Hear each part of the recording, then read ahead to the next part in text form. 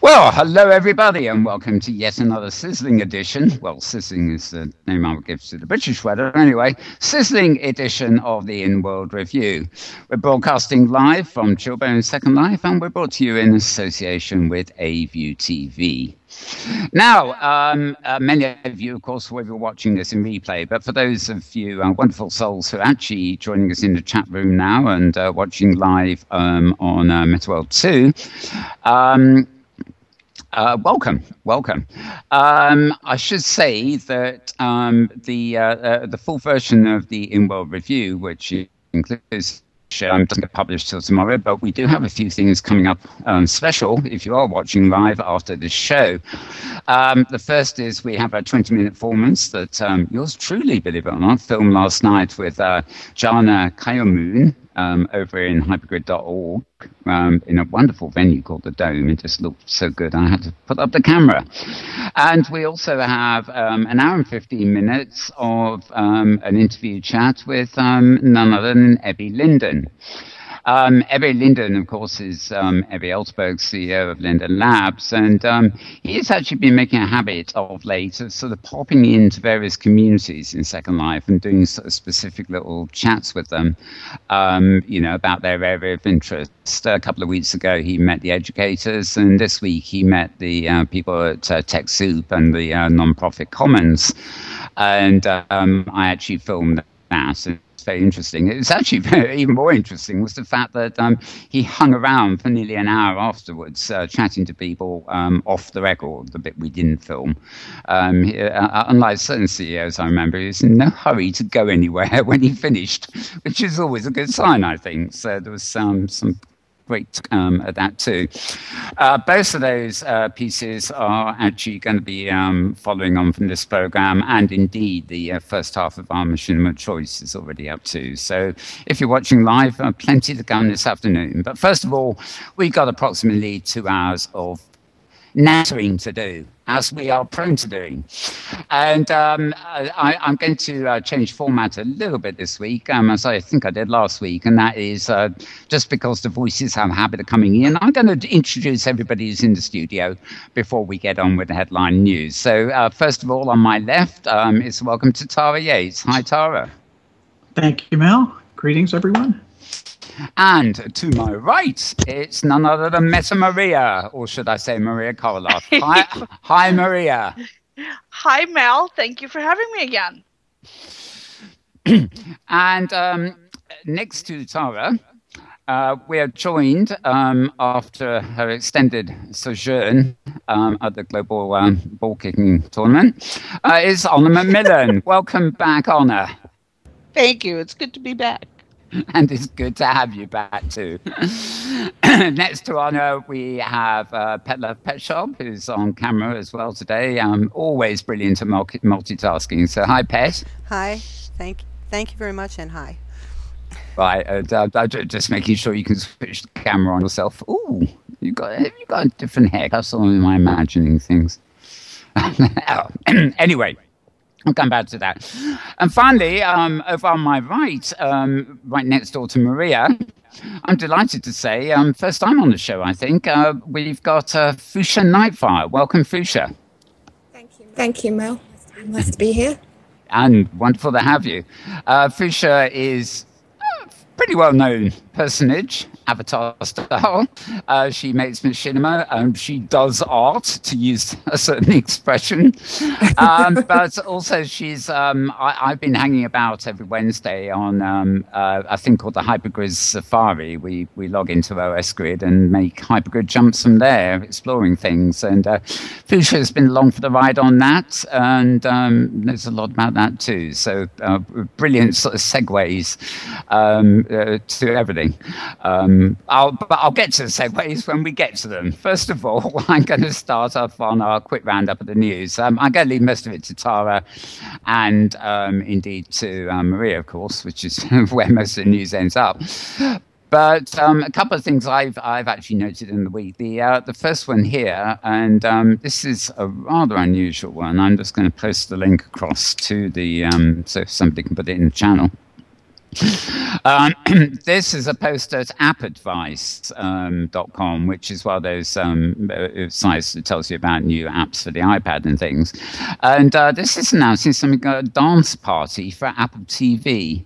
An impressive new Rolo Motion powered app for the iPhone. Now, I haven't tried it on the iPad, but they say it works on iPhone and iPod Touch.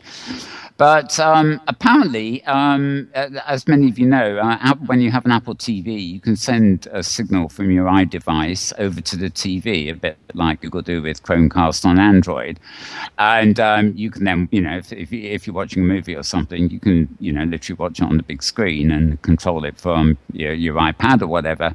Well, this is a bit of a different take on the same thing. Although it's an app for the mobile, it's pretty dependent on your having an Apple TV. Because it's not an app that appears on the Apple TV menu, so to speak.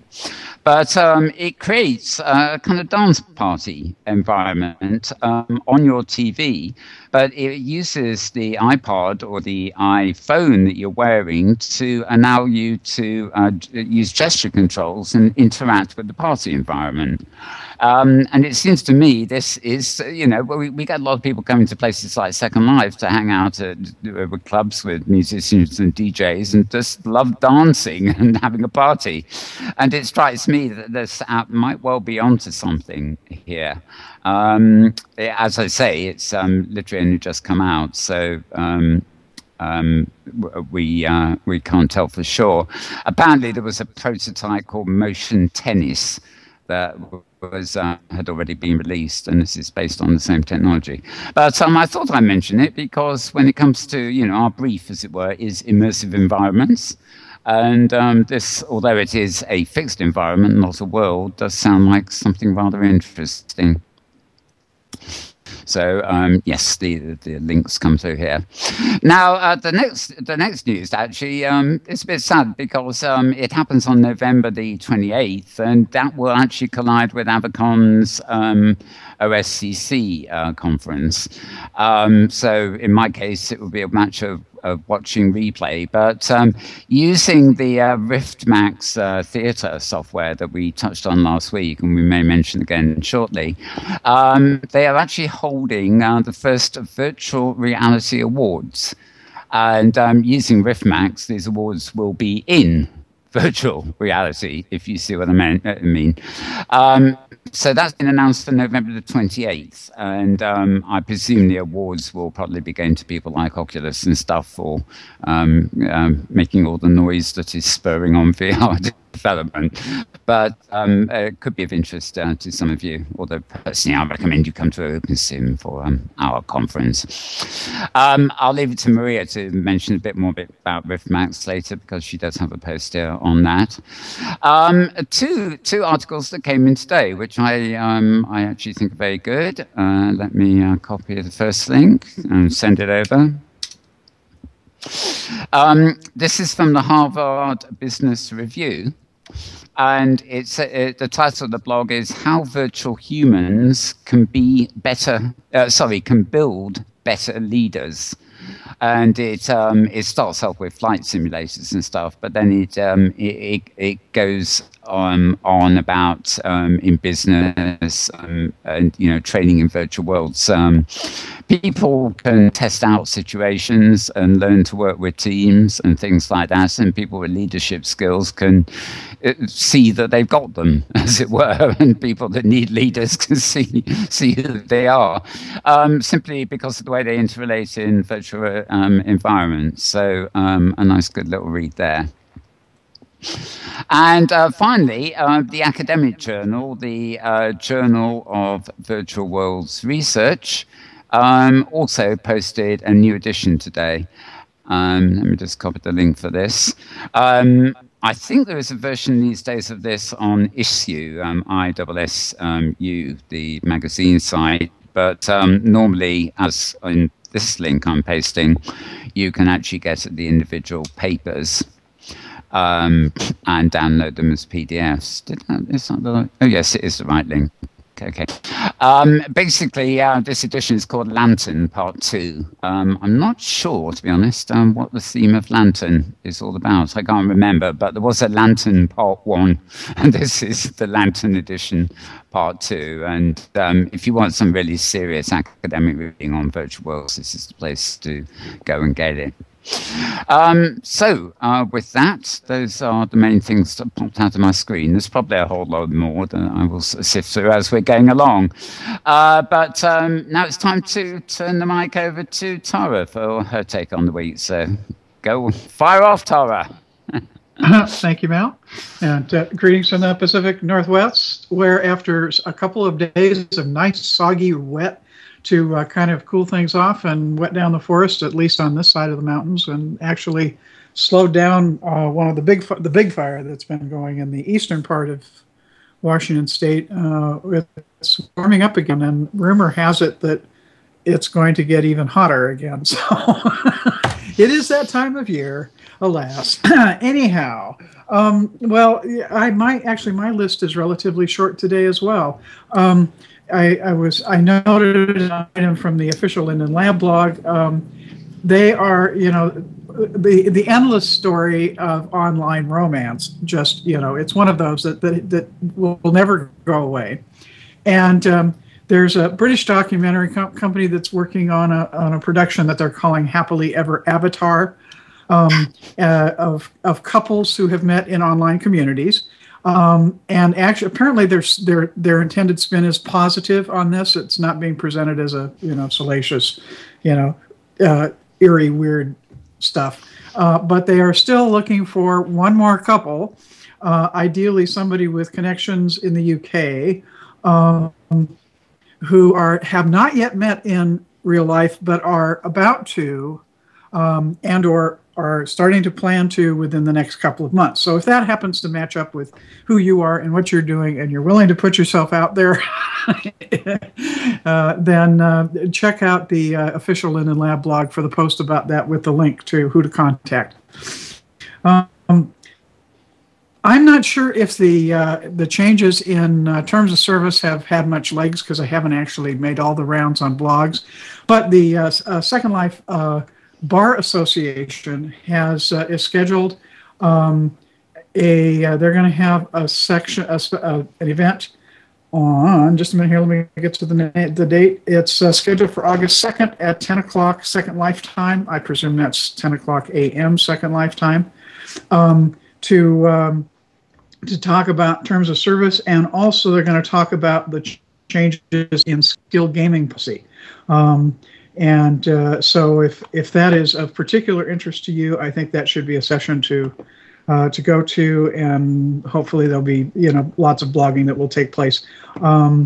So they say, please join us for a lively discussion of the actual language changes from the prior terms of service.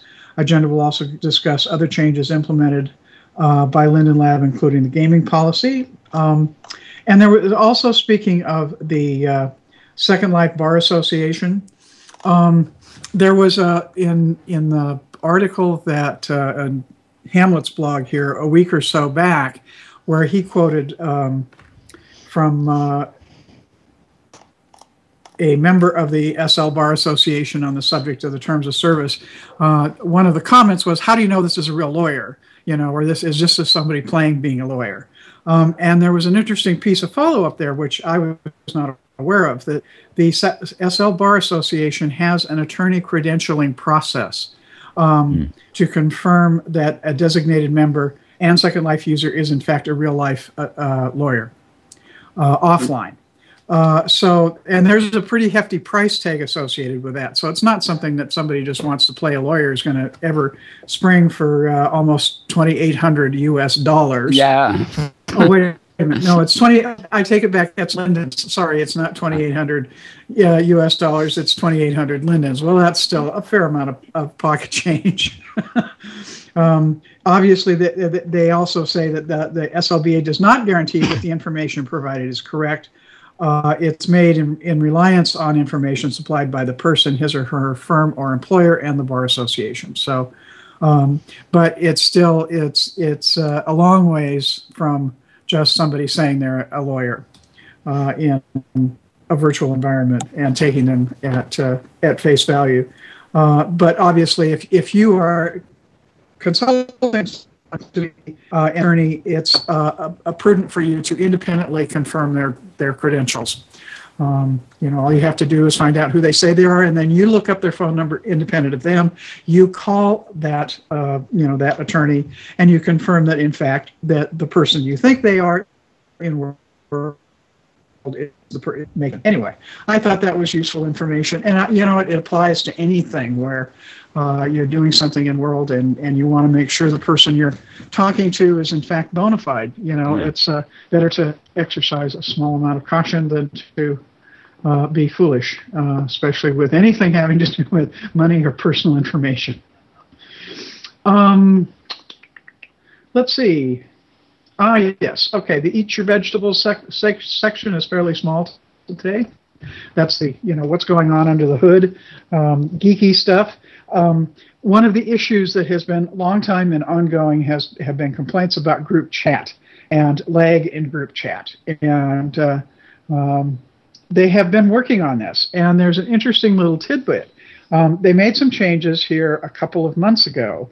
And while there have been a very modest little bit of improvement, there hasn't been a whole lot. But in the process of doing that, they built in some additional information loops so that they're logging information. And what they've determined is what's really playing havoc with group chat isn't the group chat itself. It's people's joining the conversation and or logging in or logging out. Basically, anytime someone joins or leaves it, it generates lots of updates. And that's what really plays havoc with it. So I think you can very quickly see where, a group of 50 or 100 people, well, that's not going to have nearly the comings and goings. But if you take a group of several thousand, then it's instantly apparent why those chats can really grind to a kind of sluggish, lagged out halt. So they're continuing to work on this because it's obviously an issue. And the other piece of this is that whenever you log in, you automatically are joined to every group you're a member of. So you see another place where that generates activity. And one of the reasons why increasing the number of groups you can be in automatically, or you can be in, has some pretty heavy server hit and lag potential built into it. So apparently, Oz pointed out during the meeting about upping the group limit again would make it even worse. So until this is dealt with, don't even ask.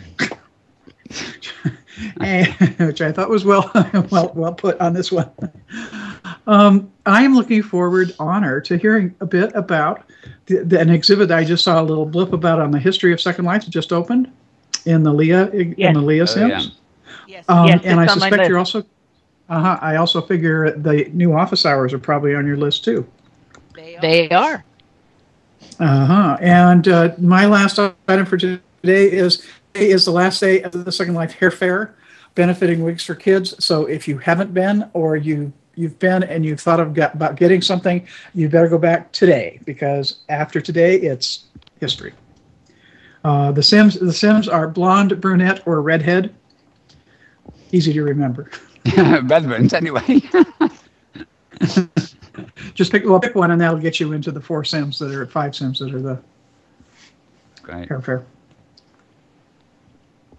Oh, I know what I didn't do. Show and tell. I knew I forgot something. Oh, the yes. Oh, yeah, show and tell. Yeah, I forgot that. Last week you got to meet the first out of the a baby dodo bird. Breathable and a dodo bird egg. Well, you now get to see what they look like when they're full grown. And they get really big. The full-grown dodo is bigger than Hieronymus, and we all thought her pretty big. Well, there's the full-grown dodo. And this is the female, and she's pregnant. And they have the setup on dodo birds is once they have a couple of days that they can breed, and then it's another 5 days before they actually deliver. So it's kind of like I haven't yet figured out, and I don't think anybody knows yet what quite they go through in that pregnancy period. But I've noticed this one is standing on one leg and laying down on its side some in its in its stationary position. I have to set these to not wander during the show because otherwise he'd be all over the sim. And who knows where he'd be anyway, or she'd be rather. Anyway, they're fun. And I think that's enough for me. So. Okay, thanks, Tom. Yes, quite a character that is. Yeah, interesting there about the terms of service business. It just never goes away, does it?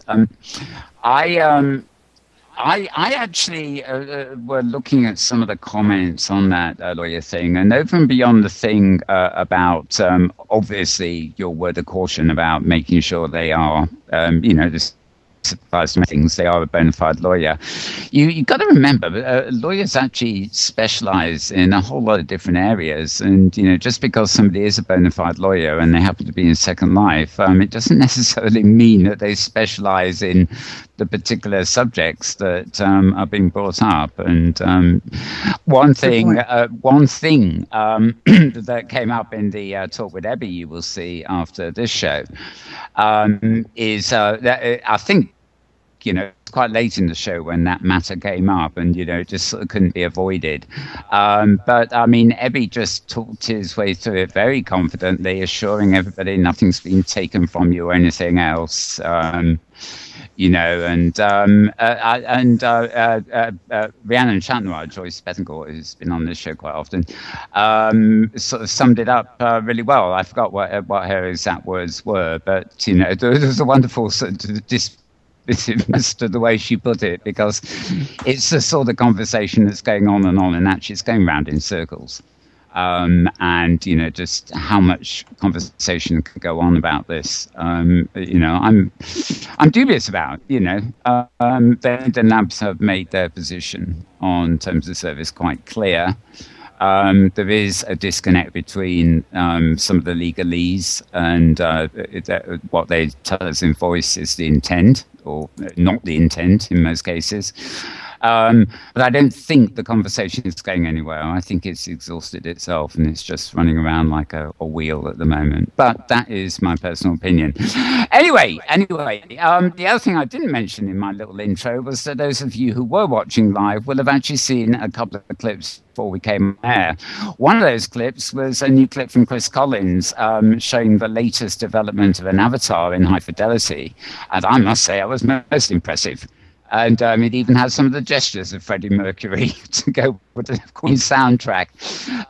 One thing that was pointed out by people seeing it is that it doesn't, although it's got the facial tracking and everything down to rather good effect, there's actually no eye tracking. It's actually just the facial gestures at the moment. It's not actually tracking the eyes. But apart from that, I thought it looked great. We also had a little, I just couldn't resist splicing out 3 minutes from last week's Relay for Life, which showed Sapphire Woodishin's as a lovely little pussycat having a twerk, as they call it. She managed to raise quite a little bit of money by sort of, putting herself up for auction. So, we had to raise so much money before Sapphire could twerk. And the other clip we showed was a new Linden freebie called the Marauder, which is a gift for premium members. It's an independent clip. It wasn't the advert, just showing the sort of little ship. So that's what you saw before we came on air, for those of you who wondered.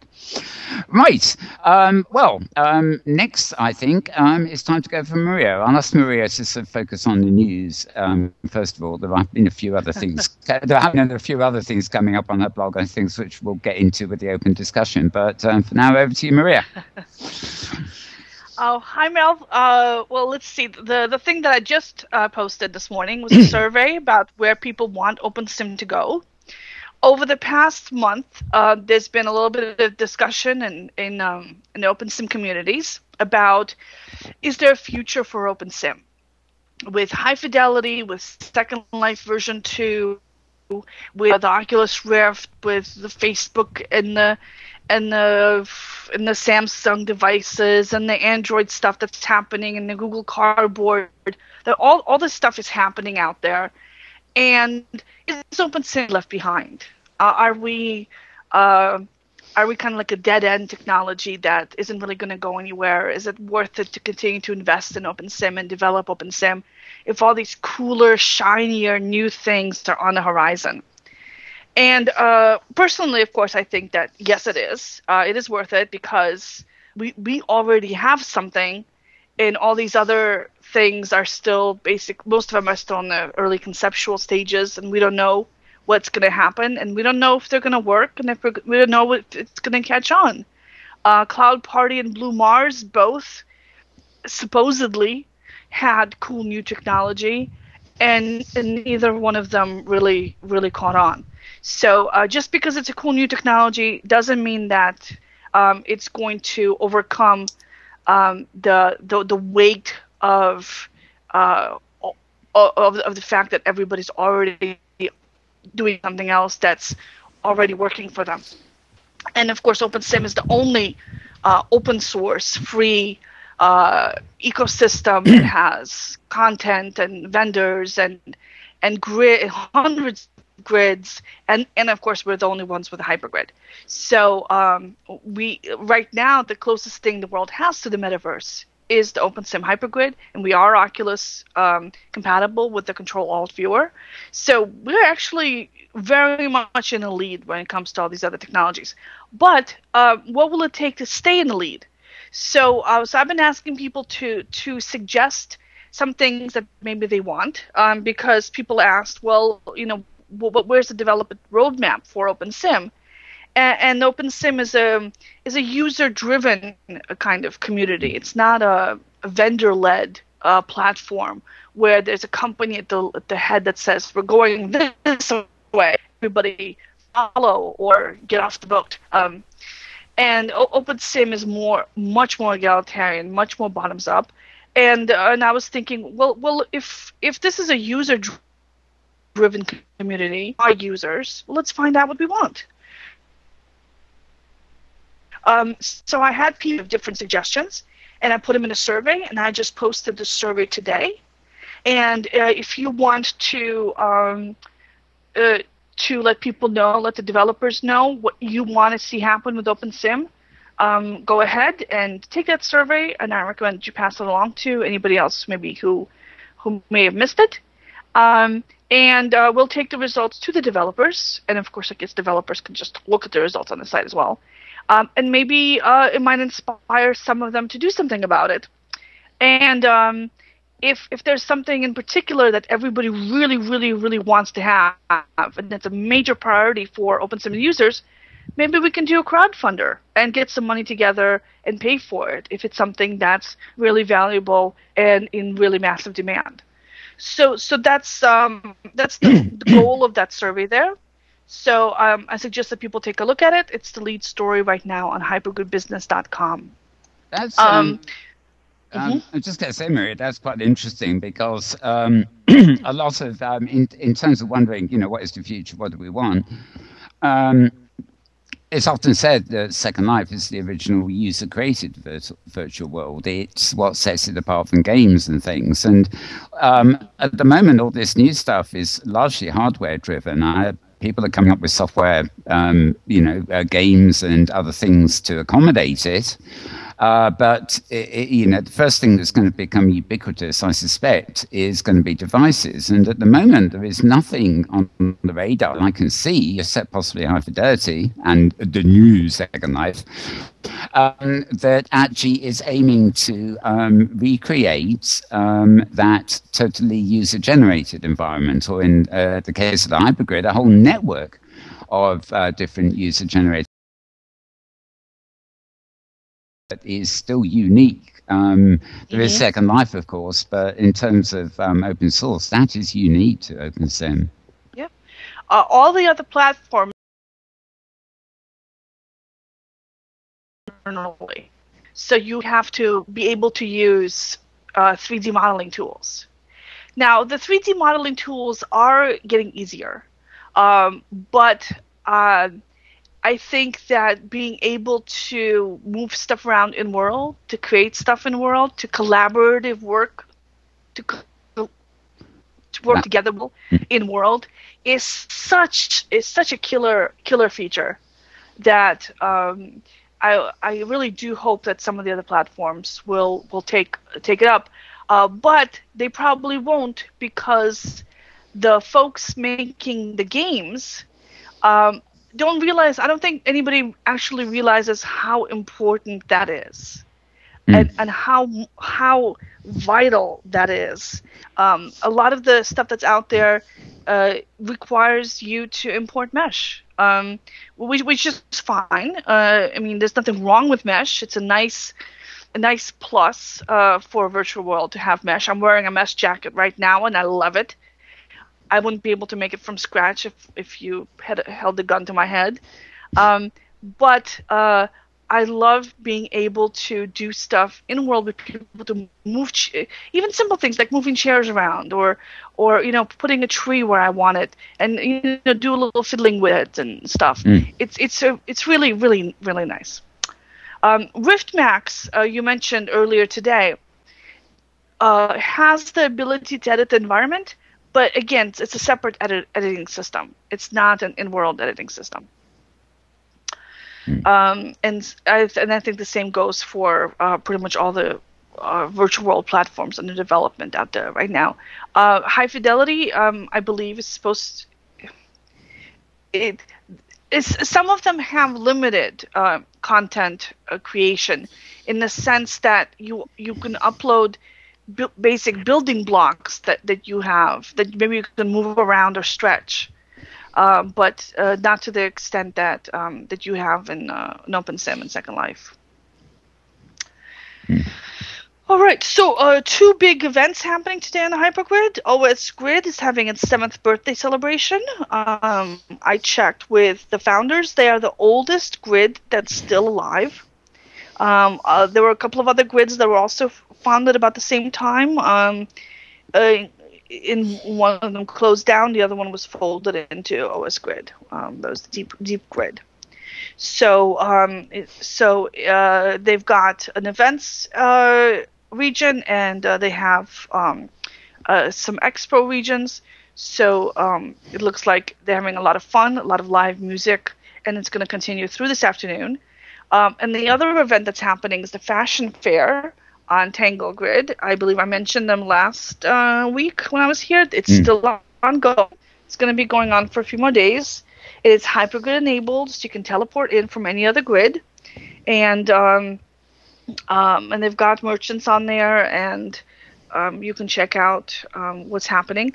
It's not a huge event yet, but it's the first one, so you start small and you grow from there. Do you know how long that's going on for? I believe that's going on through August 3rd.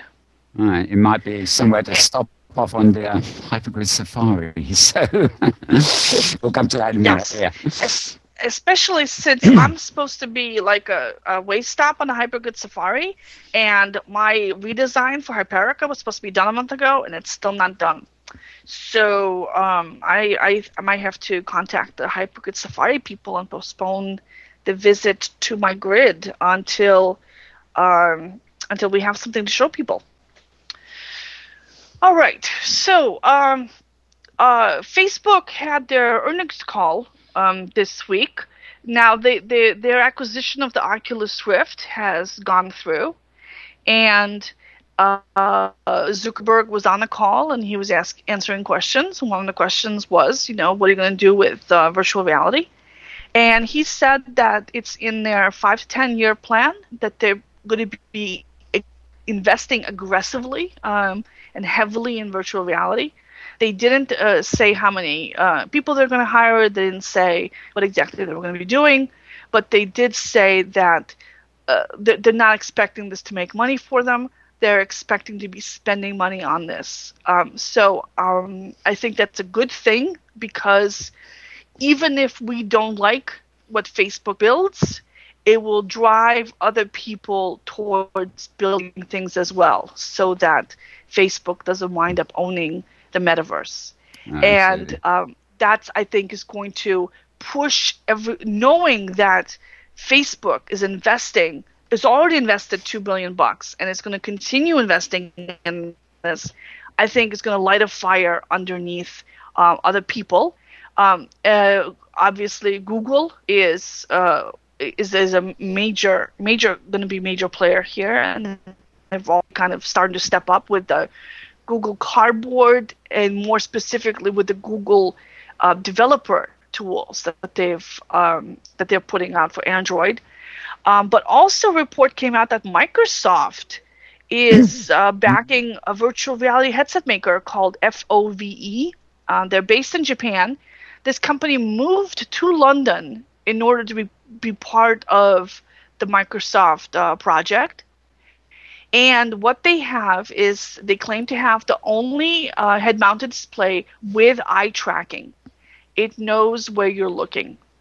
So that could be a very interesting thing, especially for shoot-'em-up games, because you can look in a certain direction, and that little the sight, you can focus in on whoever you want to kill and press a button to shoot.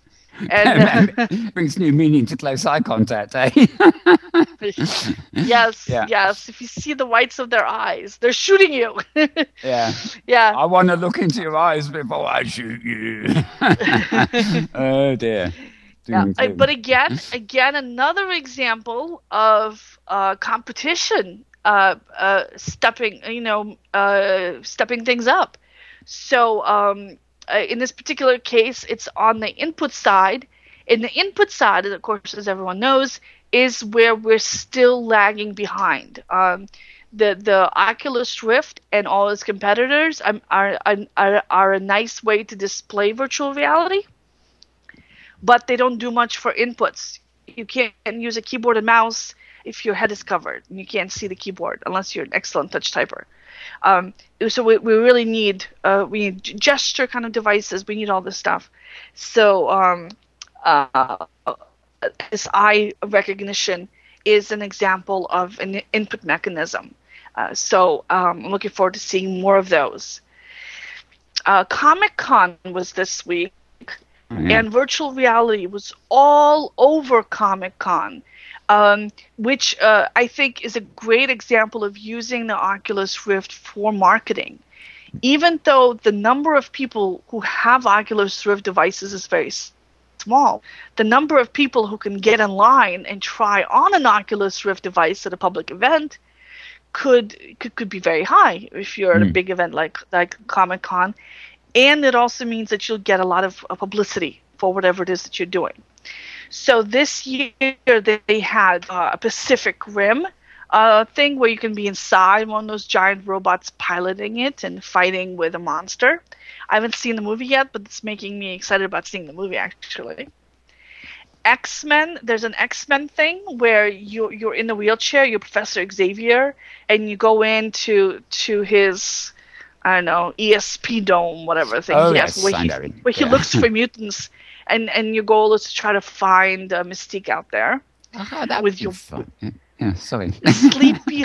Sleepy Hollow has something virtual going on, and Game of Thrones is back again with their wall experience, where you can you put on the Oculus Rift and you go up on an elevator, and it feels like you're ascending the wall, even though you're not. And there's I think a fan blowing on you, and it's so that's supposed to be really, really cool. And another thing that's happening is that people are starting to use virtual reality for filming. So because a lot of these low cost headsets, like the Google Cardboard, the one that you drop a device into, they're not that great for interactive games because they're not that high powered. But they are great for watching movies, both 2D and 3D. So these are recorded experiences, not really interacting with it. Maybe you look around, but that's it. So it doesn't require a lot of processing power. And so Variety teamed up with Jaunt VR. Jaunt makes a 3D virtual reality camera, and they filmed some red carpet premiere. Guardians of the Galaxy. So once it's ready, you can download this experience. You can just look around and see what it's like to be there. So that's pretty cool. There's also a report that the NBA has something similar, where you can watch a game right from the court side and be right there in the middle of the game. So that would be pretty cool too. I mean, you mentioned that. It seems very obvious that cinema will get into this, because I remember, it was decades ago now, but in Britain, we had these large cinemas, and they certainly suddenly turned into, I don't know what to call them, multiplexes, which are like lots of small cinemas instead of one big one. And of course, there's more on the menu. And and then digital sound and the IMAXs and things, and I can quite foresee, just as the way they gave you glasses to watch so-called 3D movies, they could build cinemas which, I don't know, hold 120 people maybe, and each seat is fitted out with something like an Oculus Rift, and then the experience wouldn't be looking at a screen in front of a big shared screen. It will be, putting the helmet over you like you're in a ladies' hairdressing salon, and just taking part in the experience. So I can easily see them, using 360 camera technology to actually film experiences like that, where I don't think the theater is the right delivery mechanism for that, because you don't need the projector for it. What would be an excellent delivery mechanism for that would be a mall arcade, which is already geared up for individual players sitting at these big machines. So you would sit down in this chair that's designed for, or in a treadmill that's designed for VR, and you put on this headset that's been deodorized and sanitary wiped concerns. with an antibacterial wipe, and you put this on, and you're inside the thing, and make a little screen in front of you so your friends can stand around you and see what you're doing. So that's a perfect fit for an arcade, because these things are too expensive right now for in the home use. I mean, $1,000 for a treadmill, $400 for the headset, but it's perfect for an arcade setup. And I mentioned a couple of weeks back that a virtual arcade is already being planned to open in Boston this fall. So I think we're going to see a lot of those popping up, because it's a great way to get people, especially young people who like to play in the malls, to experience virtual reality. And plus, another side benefit, when you play in an arcade, the goal of the arcade is to keep people moving in and out of these. So the games tend to be short. They don't want people to stand there for 2 hours and play on one quarter. They want people to rotate in and out, which is an excellent thing, because it means new users will be introduced to virtual reality in short bursts. Yeah. By the time you're good enough at a game to play for 2 hours on one quarter, you'll have been acclimated to virtual reality. And so by the time you get it at home, you'll be familiar with it, and it'll be something that will be a normal thing for you to do. So so I'm very much looking forward to that. This really happened with early computer games, didn't it? It was in the exactly. Space Invaders was in the arcade, and then when somebody brought out a home machine to plug into your TV, you already knew what you're getting. So yeah, perfect sense. Exactly. And the arcades kind of went out of business. Yeah, indeed. Well, now they're back. And now they're going to come back. Yes. So one thing I was just going to mention that I did see in the week, because you mentioned it a few minutes ago, is Google Cardboard. Somebody in the States is now manufacturing the same thing but made of washable plastic. In other words, they've taken Google's cardboard blueprint, and they've made it into it's a bit more expensive, but they're actually selling it as a kit, but it's made of plastic rather than cardboard. It was $25. It was available on the first day of the announcement. I mentioned it. I've posted links to it in every store. 25 with. Oh no! I'm sorry. No, you said they make it out of plastic. So I'm really sorry. Dodo Case makes out of cardboard. I take it back. Yeah, no. Somebody's doing the same thing, but they've chosen plastic and it's washable. So it's yeah. Who? I'll have to check. I haven't got it offhand, but I read it. I'll find it for you. I'll find it for you. Tease me with that, and then I'll find it for you. I posted it somewhere in the week. Yeah. Okay. So one thing I forgot to mention, Comic-Con, there's also a new movie, Into the Storm, about people who chase tornadoes. That's also is going to have a virtual reality thing at Comic-Con. So that's pretty exciting. And also, speaking of movies, there's a new documentary coming out called Video Games the Movie. It's now in limited release, so you can watch it online. It's made by Zach Braff. And it also features the Oculus Rift and the Virtuix omnidirectional treadmill. And speaking of omnidirectional treadmills, this one is really cool. If you want to have be able to move around in the virtual world, the mouse is nice or the joystick, but what you really want to do is want to physically move around, especially if you need to lose a little bit of weight. So the Virtuix Omni has until now been the main way to do that. Well, they have a new competitor called the Cyberynth Virtualizer, and it's a lot like the Virtuix Omni. It's a plate that you stand on, and you put a belt around your waist so you don't fall over, and you wear the Oculus and you run in place. But where it's different is the Omni is a curved plate, like so you're in a bowl, and it's ridged, and you have to wear special shoes, and so you're sliding down the edge of this plate. The Cyberynth one is a flat plate, and it's a very slick surface, and you just use your regular socks. So it's quieter because you're just in socks. You're not clacking away in these special shoes. You're wearing socks. And they say that it leads to a more natural gait. And they have videos up on their site comparing running in the Cyberynth and running on a treadmill, and how it's a lot more of a natural feel. They have a Kickstarter up right now.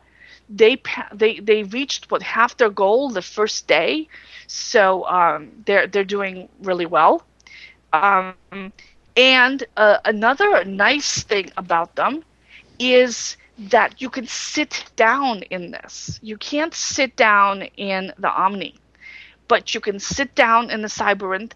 And the reason that it works that way is because the belt that holds you in place, it actually moves up and down. It's counterweight, so it moves really smoothly, according to the company. And it can let you jump up in the air, it lets you crouch, and it also lets you sit in a sitting position, and it supports you while you sit. And this addresses one of the major problems that you had with the Omni, in that you couldn't play vehicle-based games. You couldn't get in and out of cars or get in and out of planes. If you're in the Omni, all you're doing is standing up for the whole time. So the Cyberynth has that as a significant advantage over the Omni. So they've already crossed the 200,000 mark. Their goal is 250,000 with delivery for next March is what it's scheduled. And again, this is exactly the kind of thing that you want to have in an arcade, because it costs like $750, $800. So let's see what else is different about it. They had some other. Obviously the main one is that it sits down and it uses socks. So I'm really looking forward to trying this out. I can't wait till the arcade opens in this area, so everybody can try it. It also has haptic feedback, so the plate vibrates. So if there's an explosion nearby, you can feel it through your feet. So that's pretty cool. And it comes with an arm that goes over the top of the plate, so over your head, so that you don't get tangled up in cords if you're running in circles or changing direction all the time, or trying to change directions. So that was pretty cool too. All right, so let's see what else is going on out there. So I mentioned filming in VR. Oculus Rift is the development kit 2 is being delivered, and there's unpacking videos already up on YouTube, and people are already trying it out with various games. The main advantage of the Oculus Rift development kit 2, besides better graphics, is that it has a separate camera out front that is able to tell if you're leaning forward or leaning back. Previously, it would only know if you tilted your head to the right or to the left, but not if you actually moved your whole body forward. So anytime your actual motion doesn't correspond to the in-world motion, that causes nausea. So when you're tilting your head forward or back, because you want to look in on something closer, or you want to avoid a sword going in front of your head, and you don't see the same effect in the world, it kind of makes you queasy. So they've addressed that. The problem is that the camera is in front of you. So if you're turned around and looking in the other direction, it might not pick up. It probably won't pick up those motions. So it's not a perfect solution, but it's a significant step forward. All right. So you mentioned Rift Max. We talked a little bit about that. I'm changing the way I'm talking about land measurements in OpenSim. So far we've been measuring land in regions, because most OpenSim users buy regions. Everybody knows what a region is. Second Life has regions. Second Life land area is measured in regions. A region is a region as a region is. Except, of course, now nobody knows what a region is, because a region can be any size because of variable size regions, and they're still counted as one region. So for a while I was trying to push standard region equivalents onto people. And it's very difficult to say standard region equivalent. And it's difficult to add them up. There's no functionality for it. Well, they're adding functionality for it to show grid size. The result is in square kilometers, so people can now post the actual land area on their grid, which I think is important, because one of the killer benefits of OpenSim is cheap land. And I've talked before about all the cool things you can do when you have unlimited, super low-cost land, and what a benefit that is. So the functionality is out there in the cutting-edge releases of OpenSim, and will be making its way over time into the standard releases. So a few months from now, hopefully all the grids will have switched over, and will be I'll be running both measurements for a while, but then at some point I'll be switching over to square kilometers, because apparently most of my readers are European.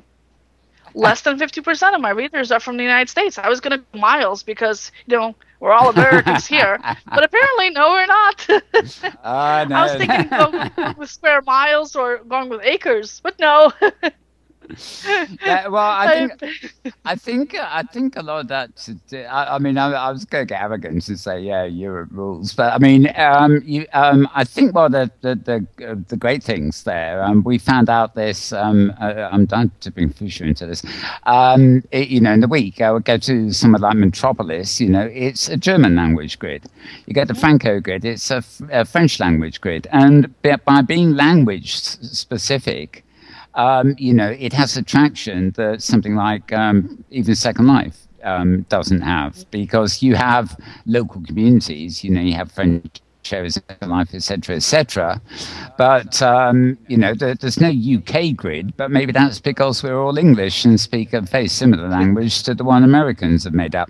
But if you're German or you're French or Spanish or Italian, then it really does make sense that people are bringing online grids that represent your local culture.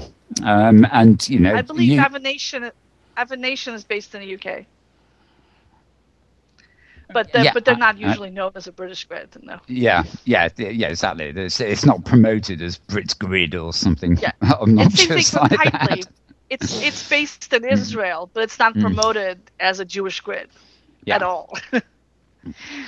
Yeah, of course. So speaking of the hypergrid, one interesting development is ExoLife. They're a new grid popping up. They're going to have the welcome celebration opening next month. But the way they're doing it is they're connecting only to 8 other grids. So they're hypergrid enabled, but only to 8 hand-picked grids. So I thought that was a neat thing to do. I'm not sure what benefit it particularly offers in their particular case, but I can see this being very useful for, say, schools that have every department has their own grid.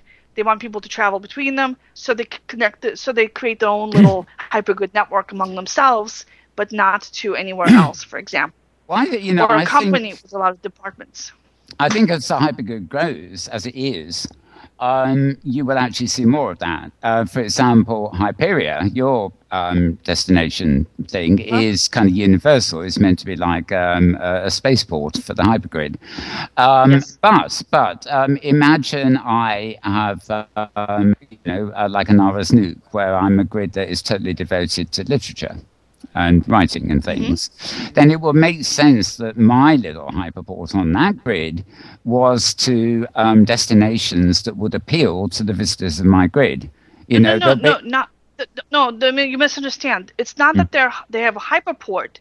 It's that people from other grids can't travel in at all.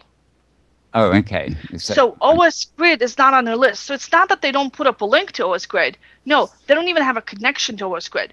Remember for a while, OS Grid and Metropolis had a little tiff between them, and you couldn't travel between those two grids? So it's like that. So I mean, I was saying, I can see a closed circle like that for, say, schools or companies that want to have like a private circle, right? Yeah. But they connect to grids, and the grids they connect to everybody. So I'm not exactly sure how that is going to work. But also, it just seems really weird. So if I'm so for example, they connect to Pathlandia. So if I live on here, I can go anywhere on the hypergrid. But if I live on ExoLife, I can only go to Pathlandia and 7 other grids. It seems really bizarre.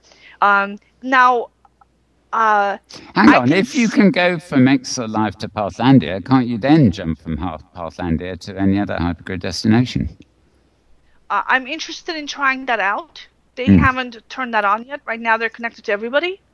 But once they turn on this limited, once they have the official grand opening, that's when they will cut the hypergrid back to just those 8 grids.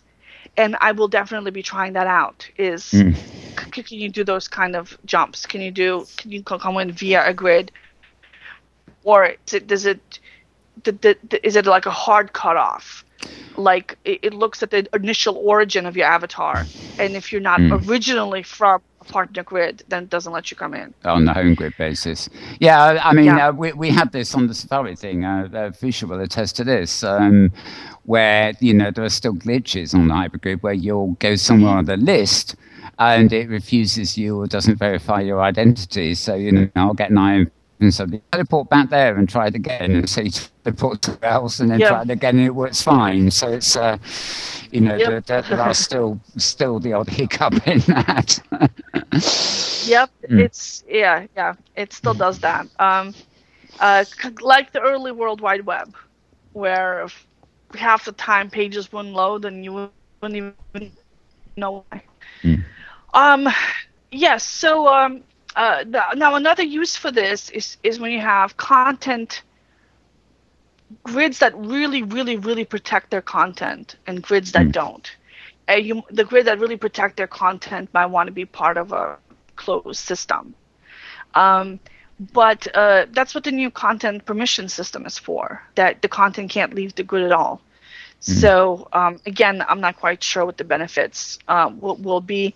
And I can't see the benefits of excluding some grids. For example, if there's a grid out there called Griefers Are Us, and their goal is to grief, and all they do is grief, and this is like their reason for existence is griefing, and they're literally up and open about it, I might want to block them from coming to my grid. Or if there's a giant spam grid and all they do is spam people and it's really awful. And so maybe I don't want to go there and I don't want to be sending people there. The only thing that makes me or the child pornography grid. Maybe I don't want to have my residents accidentally traveling to child porn, world, because who would? Ugh. I mean, this the only reservation I have about this would be that nothing is about a Second Life, but the rise of sort of cartel arrangements that you may start having, where within the hypergrid there are particular grids that are linked, and maybe they will share their contents. In other words, they'll have a marketplace, but you can only take the content of that to a select network of grids rather than the entire hypergrid. And who knows whether as things are growing, whether enterprises, if that's the right word, will form and do things that way. I'd have a reservation about that, but no, I can see uses for restricted access. So. Okay, I've got another possibility for how this can be used. Say I have a medieval role-playing grid, and you have a medieval role-playing grid, and Tara has a medieval role-playing grid. We can get together and we can have cross-grid campaigns and stuff, but somebody from a futuristic robot flying machines grid can't come in and bring their content over because they would have an unfair advantage over our residents who only have medieval weapons. True. So if you want to be part of our world, you pay for membership or you pay whatever it is you do, and you're part of our closed little ring of medieval grids where we would be competing with each other, but we'll also be cooperating with each other to build like a broader kind of community. And you'd have to be, in compliance with community standards to belong to it. Yeah. This is just like blogs on the web. People have blog roles and they choose their favorite blogs to send you to. And if your blog's about subject X, the links are obviously to subject X too. So people will promote their favorites. Yeah, good point. Except for the fact that it's a closed thing. You can't go anywhere else outside of it. But I think we'll be seeing blog roles, grid roles too. And I'm planning to make a hypergrid functionality where you can have like say Nara's Nook is a part of the adult metaverse online community. They might have a gate for their community that takes them to all the member grids on it, for example, and they might distribute it to everybody. Yeah. So a way to get people traveling between that circle of grids, just as a way to increase traffic. Mm. All right. Any more headlines? Because I'm wanting to open this up a bit now. Okay, so did I mention Ariba Sim yet? Ariba Sim is a new branch of OpenSim. Dorina's World is running on it. It's brand new. I downloaded it and installed it. And for the first time in my life, I had a full grid running on my computer. A full grid and a mini grid are different. In a mini grid, everything runs inside one application, one server. So it's usually 4 to 16 regions. Diva Distro, Sim on a Stick, New World Studio, they're all mini grids. They can't grow too big usually because everything has to fit on one server. With a full grid, you have central grid services plus regions, and they're all on different servers. So a full grid can get unlimited in size. So OS grid is a full grid. So Ariba Sim, I downloaded it, I unzipped it, I clicked on the install the grid file, and that was it. That was just that one click, and installed the whole full grid with all the grid services and infrastructures and everything on my computer. So I was running 2 applications. I was running like two OpenSim applications, the grid services and the region services, plus the Apache server, plus the MySQL database. It installed all of that, and then all I had to do was fire up a viewer and log in, and I had a grid. Whoa. So that was like literally the easiest experience I've ever had setting up a grid, and it was a full grid. I actually, again, I think it was with Fuschia. If it wasn't this week, it was the week before. We went to some destination, and I saw the sign for that. And, I know, it was, somebody who was on Metropolis who's built, actually on her private server, she's built this Hypergate portal for destinations in Metropolis, plus one Hypergate. But there were signs there to download it, but because I was so busy in World, I didn't hit the download button. Right. But I noticed that, so I should probably try that. It sounds like it's very, very simple indeed. Yeah, and it comes with a pre-built region, one of the Linda Kelly's tropical themed regions. So very nice little starting build, and a nice little starting avatar. I was amazed by how easy this was to set up. Now, I'm not saying that people should run out and switch, because it's one guy is doing this, and so it's not a huge development team. But the reason to be aware of it is that it might be getting some new features that will eventually work their way back into mainline OpenSim, as happened with Aurora Sim with the VAR regions. So a new testing ground for features. I don't know whether you know the answer to this, but Lapisian in the channel chat he's actually made a comment about any new grid connected would have to buy in. I'm not quite sure what that is, but Pet has just reminded me, he's actually asked the question, does it actually install the databases automatically? Well, I presume it does. Yes, it installs everything. Apache, MySQL, the central robust server, plus the OpenSim region servers. Really, the whole thing was up and running. It was really amazing. Now, and Hypergrid enabled. You have to play with settings, but Hypergrid is always an issue. I don't know if it's my router. I've given up on enabling Hypergrid on my home computer because of the networking issues. Right. But it's supposed to be fully compatible with OpenSim. So unlike Aurora Sim, which is not fully compatible, it is fully compatible, and so not only can you hypergrid between an Ariba Sim and a regular OpenSim, but you can also connect Ariba Sim regions to a standard OpenSim grid. Right. So if you didn't want to have a full Ariba Sim grid, you just want to have a single Ariba Sim region, you can connect it to OS Grid or whoever. So I thought that was also very interesting, and they had default configurations already set up for like Metropolis and I think OS Grid. So very, very interesting.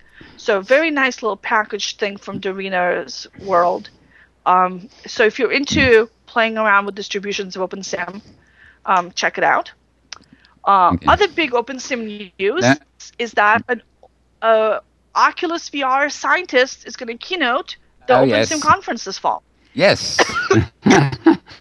So very exciting.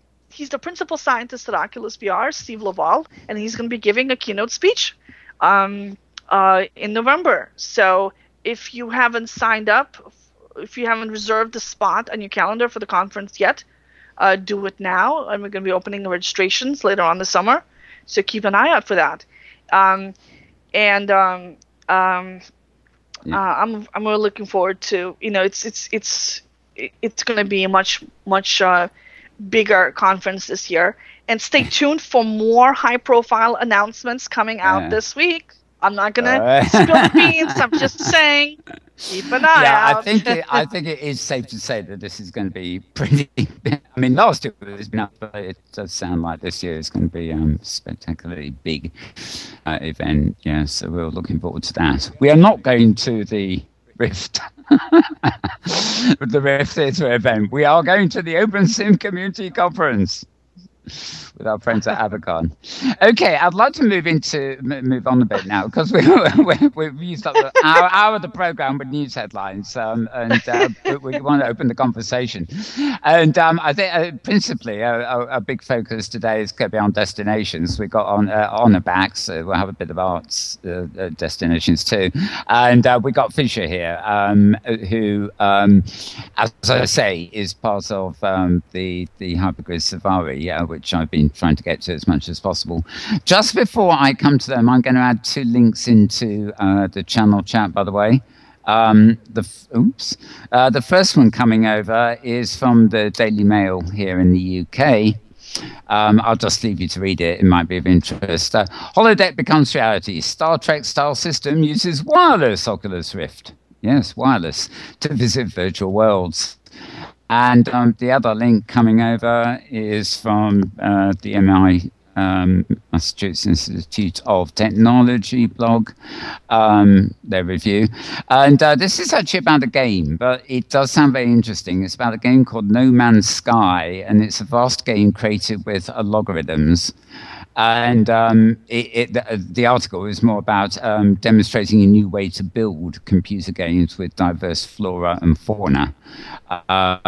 Whether this is just authoring side of things or whether it would be interactive for a user, I'm not quite sure. But there are 2 quite interesting articles there. So I think the best way to move on here is following on from OpenSim and the Hypergrid.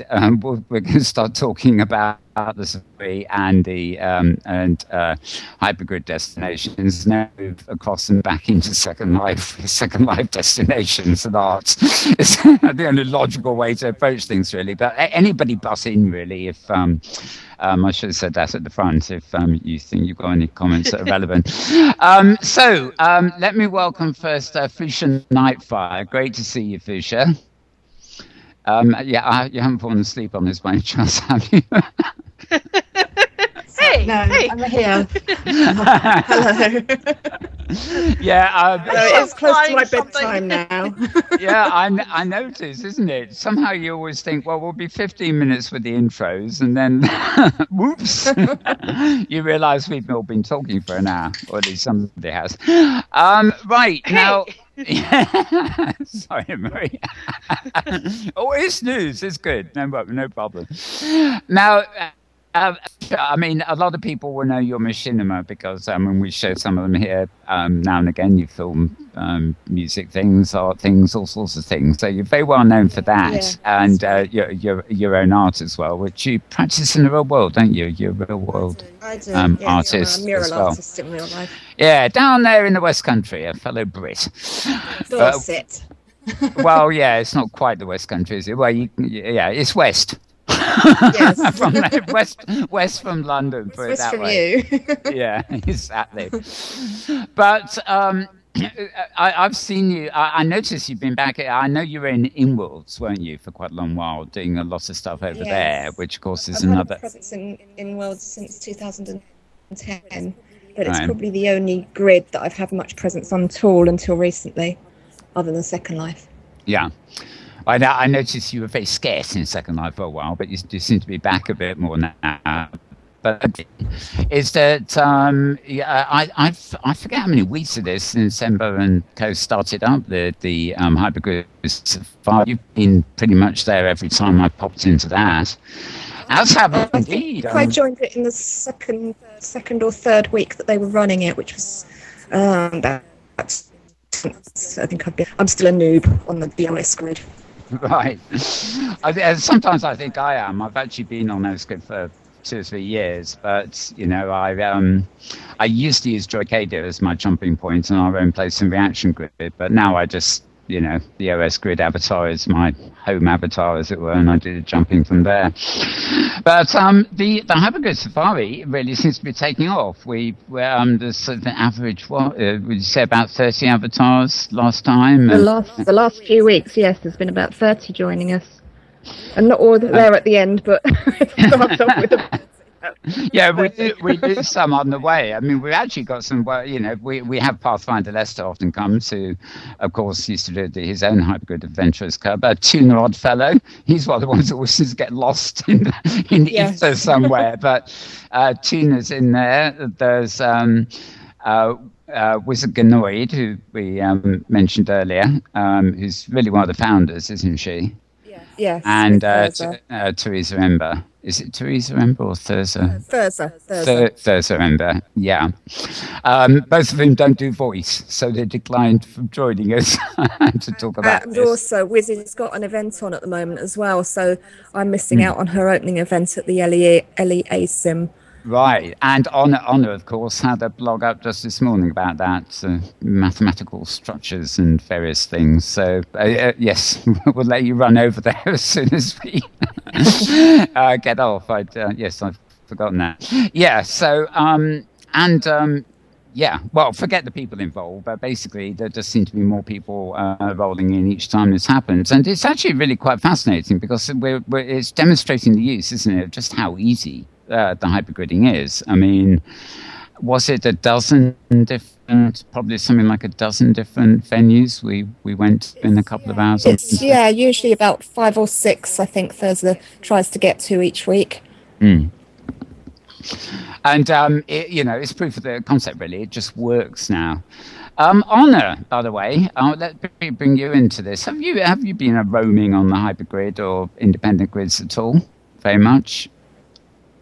I honestly haven't. I tried Inworlds once, but that was when it first opened, and I actually every time I go to Open Grid, something happens and I get distracted and it doesn't happen. So no, I haven't. To be honest, I don't get to everywhere I need to go in Second Life. Yeah. So I don't think it would.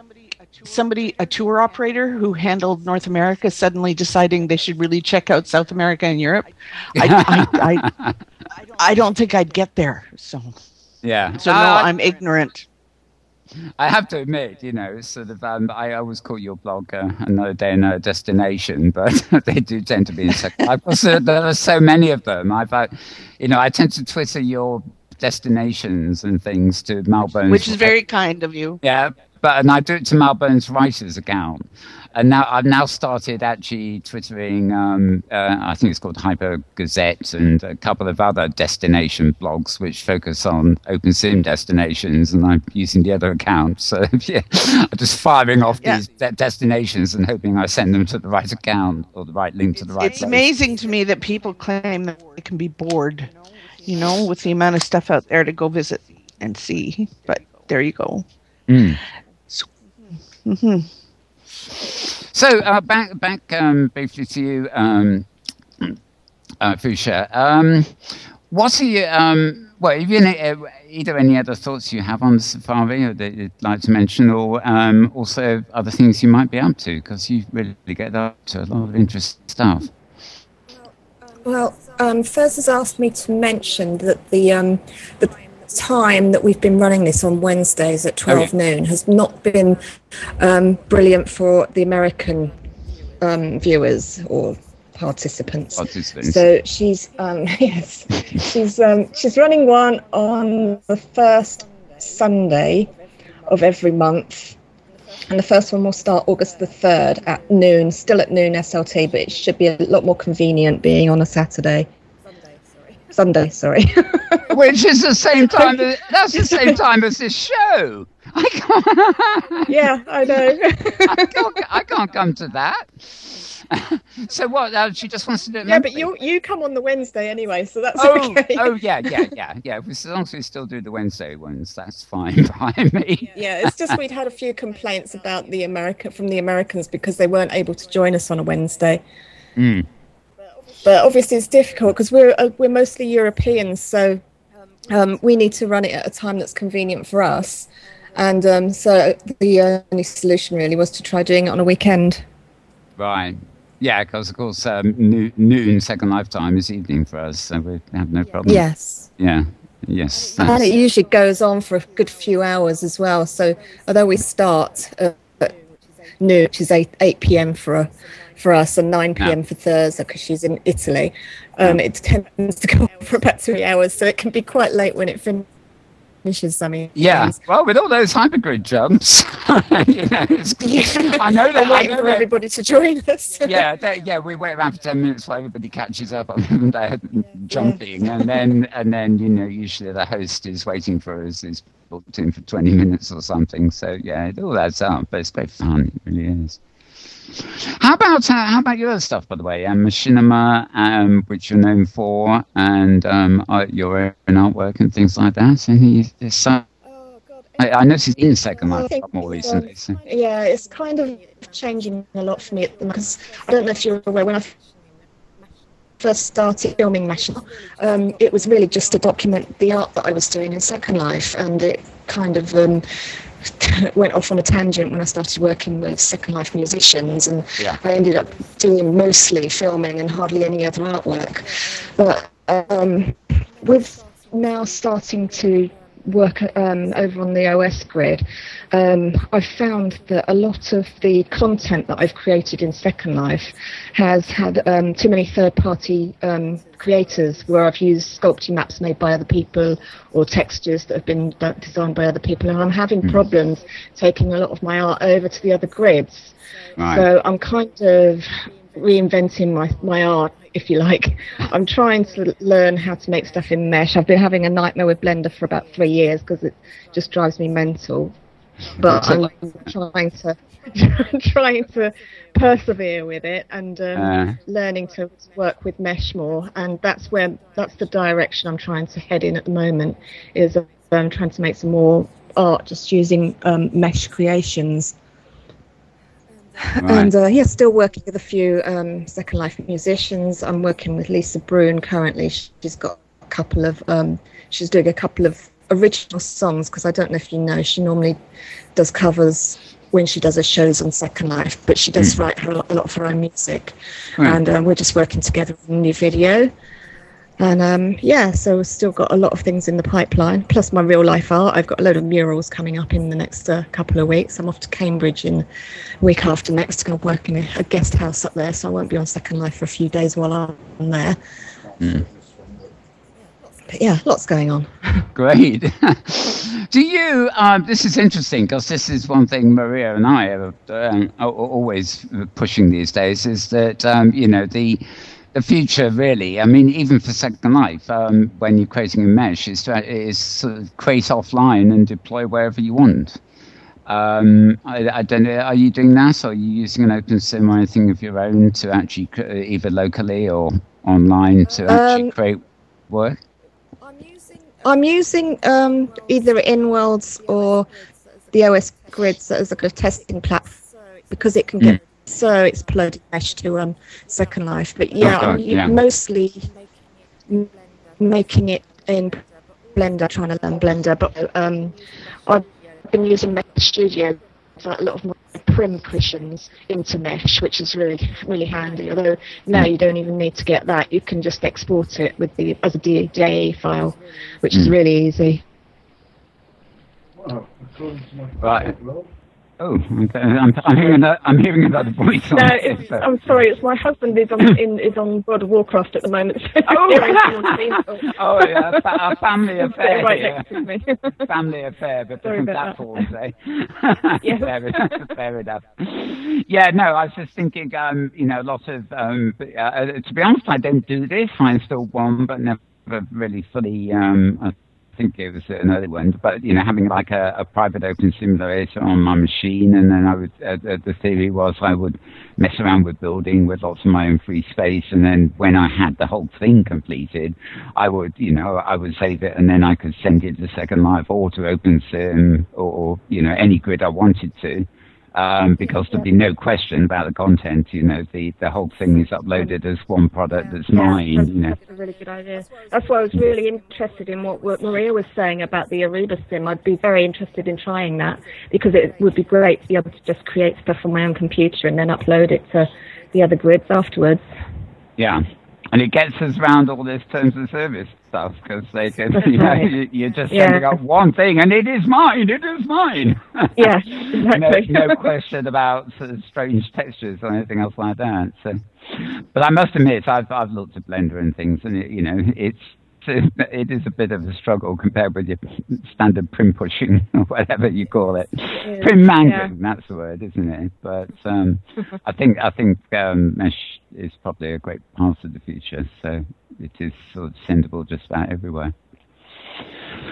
Okay, we're talking of arts and creations and stuff like that. Honor, let's bring you into this. Now, we might as well start with your first headline, which is your blog today, which, of course, was actually Wizard Ginoid's installation at the LEA.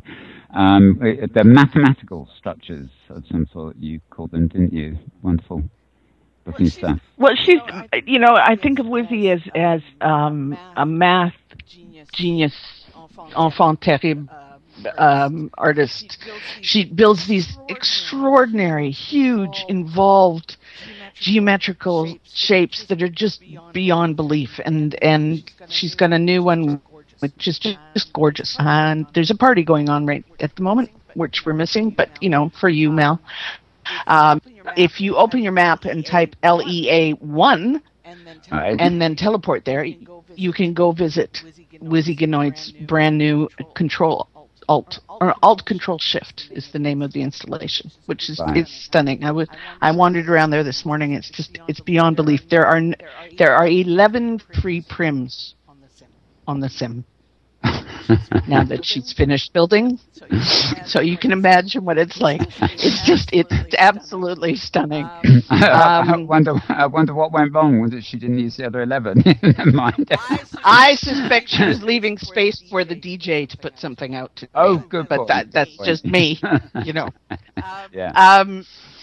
Leia 1 is one of the core sims, and we have two basic groups of sims, victims, and the artist in residence grants sims, which are the 20 sims we usually wind up talking about. So let me start by saying that the current grants that are out there will end this Thursday night. So you have 4 more days to go see some really beautiful installations on those sims. The next group, and I'm going to try and post this in the chat, but this means multitasking with techie stuff, which is really beyond me. Yeah, but we announced our new. We announced the next round of grants in the blog, and they will begin on Friday. But don't expect installations to be there on Friday, please. We have to give the artists some time to build them. They have up to 3 months to do their official opening. Announcement of new LEA grants. However, having said that, the core sims also, there are grants available on the core sims, and these are far more flexible, so they might be up to 3 months instead of the 5 months that you'll find on the AIR grants. Parcel. If somebody just needs a parcel and they only need the parcel so they can do a performance of a play or something, then they can apply for a grant to do that. Wizzy's case, it was a 3-month grant, which will end of August, and there were some new announced in the next week or so for some of the core sims. You can find out everything that's going on right now and access them by going to the welcome area on Leia 3. You just open your map and type LEA 3 and teleport to it. One of the things I recommend you to Wizzy's new installation would be on Leia 23. Sniper Simons had installed, as part of his grant, a homage to the Greenies. And what he's done for the last couple of weeks of his grant is he's done an installation on the history of Second Life. And it's wonderful. It goes all the way up to the new experience stuff that's being done in the cornfield. So if you get a chance, you've got 4 more days, go to LEA 23 and see the history of Second Life. It's very cool. Another piece of Linden Endowment for the Arts news is, as Tara mentioned, we had our first office hours on last Friday. and it's now weekly. It'll happen certainly initially from 10:30 to 11:30 a.m. FL time on LEA 3, LEA 3, one word. It was a lot of fun. There were about a dozen people there, and it was just general questions. So if you got questions about LEA, if you want to know more about grants, or you want to know how something works, or what the heck is the sandbox and why does stuff get removed, or whatever it is that you've got questions on, then come to LEA 3 on Fridays from 10:30 to 11:30, and you'll find when you go to the welcome area, there's a calendar, and we're putting the events up there. So in August, when the photo hunt starts, we'll have the schedule for that on there as well. So are the office hours geared, well, I suppose both, but are they geared principally to visitors and people wanting to know what's going on, or to the actual people doing builds there, installations? Yes, it's for both. It's for anybody who... Okay. Yeah, it's for anybody who has questions and that we might be able to answer. So Solo Mornington runs it, and a few of us try and be there as moral support, or in case there's a question that comes up that falls into one of our areas. But it's a lot of fun, and it's right smack. He put it right smack in the middle of the park last Friday, so I assume that's where it'll be again. So it's a great environment to have an office hours anyway. So we'll just keep doing it, and it's fun. So if you have questions, show up and talk to us. It's very informal. I pointed out I plan to continue wearing jeans. You weren't going to get me in a dress for office hours. It's an informal get. It's for conversation. Come and ask questions. Meet some of the other people. Nothing wrong with jeans. Nothing wrong with jeans. Exactly. Just ask Safia how hard it is to get me to dress formally. I do want to talk about an installation somewhere else, which I actually ended my vacation about 6 hours early because I got an offline saying that Rami Nair was opening a new exhibit. And I have a lot of favorite artists. Fuschia is one, Renault is one, Secret Ghost is one, Livio Corbez is, I have a lot of favorite artists, but Rami is definitely one of them. And her latest installation, which I'm going to mangle, is called El Labertino Perdido, which means the Lost Labyrinth. And it's on... She and Ux Hacks have a sim which they curate women artists who come and do these massive sim-wide installations. And it's on that sim. It's on Metallus. Metales is the name of the sim. Open your map. I'm encouraging people to use their maps, for God's sakes. It works. It's so easy. Metales. Just type it into the map and teleport over there. It's beautiful. It's dark. There's a warn. It comes with a warning when you arrive, which I'll read for you, which is that if you decide to delve into the Lost Labyrinth, your deepest fears and defects will take your control. You will live them again and again and again and again. No one has gotten out. Make sure, I'll give you some tips. Make sure you have your sounds turned on because Ux has done some scripting and some sounds which are just fabulous. Use the region default wind light setting. It is dark, but you can see, and it really helps a lot for the atmosphere. Make sure you look around because even before you enter the gates, you'll find some really interesting things in the water and around you. But also, if you get stuck in the labyrinth, if you wind up in a dead end, move your cursor around and try clicking on the walls because some of them move, which I told her was cheating. That somebody had figured out that the walls actually move, but they do. This reminds me that there was this thing, I don't know, I can't remember when it was, but there was something that involved a maze, and we all know what a maze looks like, but this had moving walls in the maze. So, even when you thought you knew your way out the maze, the whole pathway was changing. Well, exactly. She said, Rami said to me, so, moving through this transformed me. And I said, all it's going to do is get me lost, which is usually what happens because there's layers and levels. But it's one of the really cool places to explore. And I haven't met anybody who didn't enjoy it. So it is dark, but it isn't one of those dark places where suddenly some zombie comes out of a corner and attacks you or something. It's beautiful. Dark but beautiful. So I highly recommend Romy Nayer's new installation. How long has this one been open? Because I got a feeling we had a clip last week or the week before showing it. It's been open for 2 weeks. Yeah. Yeah, I know. I recognise the MetaLes sim name, so I've got a feeling we did share some kind of clip of it. But I should definitely hop along there and get lost by the sound of it. Definitely, you really you probably won't. I mean, most people don't get lost in these places. I, for some reason, do, but you know, I do. I have a wonderful sense of direction in the organic world, but when it comes to the virtual world, I get completely lost half the time. I mean, if I didn't have that wonderful thing called the camera and the aerial view, well, exactly, I wouldn't know what I'm doing. I spend most of my time camming around. When I'm taking photographs, so I lose a lot of the experience because I don't try to force my way down those corridors and around those corners and things like that. I have no sense of direction. And do you know what I find really annoying is the people who will say to me, like Solo did, I said, where are you going to do your office hours? And he said, just west of here. Yeah. Where's west? Do these people keep their mini maps open or something? You don't understand. How does everybody know where the cardinal directions are? I don't. There's no north on my screen. No, that's true. Yeah, it's like, you go for a walk in the countryside, but you don't always carry a compass. You have no idea where you are. In fact, it made me go to the marketplace to see if people sold compasses. Like, is there this tiny little HUD you could wear? So on your screen, there was a little arrow that moved around a compass and told you where you were going, but I didn't see one.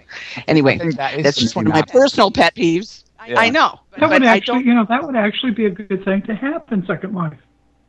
I mean, if you're looking at a map, if you're looking at a map, that's the map's oriented, and the mini map has got the directions on it. But I don't leave those open. I mean, my screen isn't full of all of these windows, right? It's not. But a little arrow would be useful. Just a little arrow that told me what direction things were. That would be cool. Which way's up? Exactly. So I've only been back 2 weeks. I've spent a lot of time revisiting some old favorites and looking at things like Metalis and this new one, and also going around and saying goodbye to a lot of the really cool installations on Leia. And I highly recommend that people go visit and see what's there before they disappear. It's tough at the end of these 6 months, Yeah. Anyway. For sure. In case I wasn't following there, LEA 12, do you know what's on there at the moment? LEA 12, oh God, you're going to confuse me. LEA 12, let me just double check on the map, because I want to say it's the Lost Garden of Sundaria. Hold on a second. It will be. The reason I ask is I've simply got a clip coming up later. Well, we're in the full show tomorrow, which features LEA 12, but it's called LEA 12. No, it doesn't tell me much. LEA 12. LEA 12 is the. I'm not going to remember how we pronounce this. It's it's a 3D rendering with some unique touches of a famous triptych from hundreds of years ago, which showed heaven and hell and the Garden of Earthly Delights. Is that it? Yeah. It's sounding familiar now. I mean, I've only got it listed as LEA 12, the movie clip, but I've watched this earlier, so that does sound familiar. And I've got another one called TRIM, Temporary Res Inventory Mess, which is LEA 20. That's a name for an exhibit, isn't it? TRIM, Temporary Res Inventory Mess. LEA 20 is part of Upolino Sugajin. Actually had 2 back-to-back grants, which is the most they're allowed. And he invited a group of artists, and it's called Moving Islands. So each of the artists did a tiny little island installation, and you go over to LEA 20 and you get on a boat and you tour them, and then you play in all these different installations. But he has up in the air, because Jupa has this extraordinary inventory of art from the past however many years. And what he does up in the air is he unpacks part of his closet so that you can see pieces from a variety of artists over the years in his closet. So that's what that is. Now, something else, not directly connected with this, but you must know about it, is that I heard from JJ during the week asking me to judge a new machinima contest, Transcending Borders, it's going to be called. I think. Yes, it is. And that's good. Yes. No, it is. It begins now. They have until the 31st of October to submit their entries. You can find, I'll get the link for you so you can find out more information. But there are huge prizes, as usual, for the University of Western Australia. Hold on, let me find the link for you. There's art, there's machinima, there's home. Let's find his latest. I'm sure he's got it in this sounds like one that might be for you, Fuschia. Oh, Honest looking it up. Have you ever? I am so excited about this. The theme is so open to interpretation. Yeah, most of the themes have been actually, but certainly this, for sure. Yeah, it actually has, I think, fewer restrictions than the last one. Last one was in conjunction with the university's anniversary. And so you had to use specific locations in your machinima, and this one you don't. There are over 1 million lindens in prize money. Oof. Yeah. But I know it's only lindens. There you go. There's still a lot of money. Lap has... Lap got there before I did and posted the link in chat. But it's huge. It's enormous, and it's so good for the arts community, but not only because they get supported and machinima gets, money for being good, not only because it's competition and not only because, it encourages the even new artists who have never done it before are looking at it going, well, I've always wanted to do a machinima, and then they try. But also because this gets a lot of real life picture through the University of Western Australia, in Australia. And a lot of people from around the world look at it, not because they're in Second Life, but because they know that UWA does some really good work. Yeah. Speaking of exposure, I don't have a lot of details, and I apologize, but one of the things I learned this morning is that there's a big conference coming up in Italy on fantasy, and they're including Second Life. So at least one of Second Life's artists, Livio Corbesi, who is Italian, has been asked to participate. So Second Life will be on the ground, so to speak, at a big fantasy conference in Italy in the near future, which is cool. That'd be cool. In fact, I'm talking to Lap, who's in the channel. Actually, we should probably let Valentina give a good subject. Although I don't actually have to travel. It is as big as England, isn't it? That's great. So I'll share more information with you when I get it, but I think that's really cool. It's happening more and more these days, and certainly as they talk about conferences, looking at all of those things, I think that's cool. And because we can participate even if we aren't in the country, right? Because it should be virtual, unlike that recent virtual techie conference in Silicon Valley that only took place in the physical world. Yep. Although we watched it from virtual world, but it only took place in the physical world, which was a little weird. Yeah. And it was all local. But more and more is happening. Yeah. And it was all men, but we won't get into that. Oh, yes. We actually, while we were on the show where that came heavily into our discussion. I know I wasn't. And the supreme irony is that it's not by design at all, but for some reason, almost every week I'm the man in the middle on this show, surrounded by females.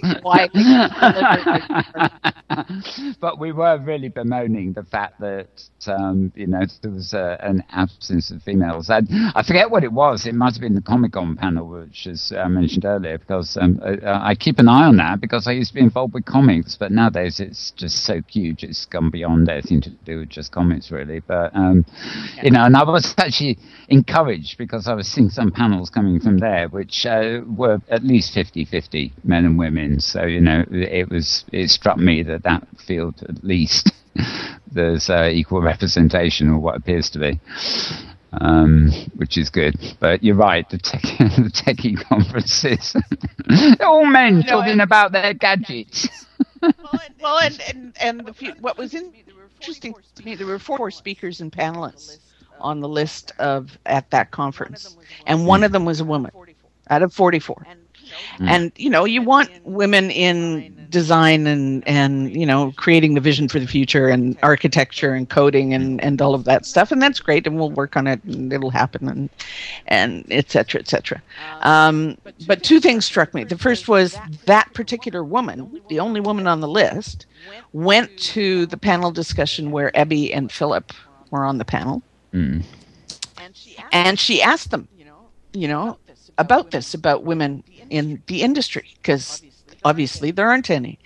And I have to assume they misunderstood the question, because what they both immediately spoke about was the success of women in Inworld, which is fair enough. That's true. However, we're talking about the industry here, the people making the decisions, the executives and all that stuff. So anyway, I assume they misunderstood the question. But the other thing that struck me, yes? I don't know whether either of you know. She hasn't been on this show, but I've interviewed her on other shows. A woman called Tish Shoot, Tara50 is her avatar name when she's around. But she has a blog called Yoga Trade. Brilliant. But these days, she actually organised this year the. It was the AR. Her thing is. I think it was the AR VR conference. Which was a couple of months ago. Very interesting. And that I did actually sense, whether it was Tish that did it or not, I'm not quite sure, but I did actually sense that there was a deliberate endeavour to try and get some more prominent women speaking than you might otherwise have expected. But they're focused... Well, I'm sure they're there, Yeah, it's just... 2-hour warning. Okay. I was going to say one other thing that's me recently. Sorry. Yes, Maria? There's even a virtual world company that's run by a woman, 3DICC, formerly Teleplace. And we're trying to get women keynoters to the Open Sim conference this fall as well. And we're launching the Women in Virtual Reality Networking Association this summer. Well, there you go. See, one of the other things that struck me was that while I was on vacation, I pretended I wasn't on the internet, but I looked in occasionally.